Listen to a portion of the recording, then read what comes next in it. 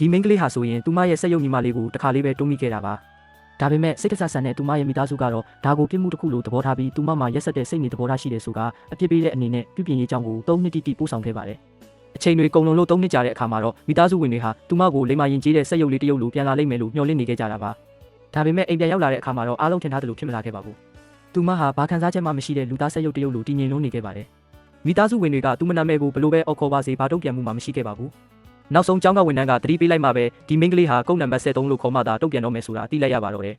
အံ့ဩသွားတဲ့မိခင်ဖြစ်သူက73ပါဝါဖွင့်မှလို့နှုတ်ကနေထွက်လိုက်တဲ့စက္ကန့်ပိုင်းတွင်းမှာပဲမိန်းကလေးဟာစက်ရုပ်တစ်ရုပ်လိုမတက်ရက်ပြီးစနစ်စတင်ပါပြီးအမိန့်ပေးပါသခင်လို့စက်ရုပ်တန်နဲ့တုံ့ပြန်လာခဲ့ပါတယ်ဒီအခြေအနေကိုကြည့်ပြီးသူမရဲ့အကိုဖြစ်သူကမယုံကြည်နိုင်ပဲစမ်းသက်ခြင်းစိတ်ဖြစ်ပေါ်လာခဲ့ပါတယ်ဒါကြောင့်စားနောက်တဲ့သဘောနဲ့ခွေးတစ်ကောင်လိုဟောင်ပြဆန်းလို့အမိန့်ပေးလိုက်တဲ့အခါမှာတော့အားလုံးကိုတုံးလုံးသွားစေမယ့်အရာဖြစ်ပျက်ခဲ့ပါတယ်အရင်ကတက်ကြွရှင်လန်းခဲ့တဲ့မိန်းကလေးဟာချက်ချင်းပဲခွေးတစ်ကောင်လိုဟောင်ပြပါတော့တယ်ဒီမြင်ကွင်းကြောင့်မိသားစုတစ်ခုလုံးအေးခဲသွားခဲ့ရပေမဲ့သူတို့တွေဟာတမိဖြစ်သူဘလောက်တောင်စိတ်တန်ရာရနေပြီလဲဆိုတာကိုလုံးဝသတိမထားမိခဲ့ကြပါဘူးသူတို့ကတော့တမိဖြစ်သူဟာလိမ်မာသွားပြီလို့ပဲထင်မှတ်နေခဲ့ကြတာပါအိမ်ပြန်လန်းကားပေါ်မှာတော့မိခင်ဖြစ်သူကအเจ้าမှာနေရတာအဆင်ပြေရဲ့လားလို့ရိုးရိုးသားသားမေးမြန်းခဲ့ပါတယ်ဒါပေမဲ့တမိဖြစ်သူရဲ့ပြန်လည်ဖြေကြားချက်ကတော့တွေးအေးလွန်းလာပါတယ်မိကိုများကိုအမိတ်ပေးချက်အဖြစ်လက်မခံပါကျေးဇူးပြု၍စေခိုင်းသည့်ဝါကြများကိုသာအသုံးပြုပါတဲ့မိသားစုဝင်တွေနောက်တစ်ကြိမ်စွန့်အသွားခဲ့ရပြီးမိခင်ဖြစ်သူက73